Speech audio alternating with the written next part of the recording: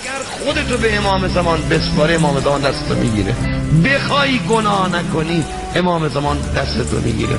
میدونی ما چوب کجا را میخوریم؟ چوب اینه میخوریم که به قول خودمون زیگزالی حرکت میکنیم، صاف نیستیم. روزه میایم گریه میکنیم، عروسی میریم میرقصیم، با عرق خور میشینیم خوشوبش میکنیم، با نماز شب خون میشینیم التماس دعا بهش میگیم. یه رنگ نیستیم، به خاطر این چوب میخوریم. یه جور باش، خودتو دست یکی بده، امام زمانی باش.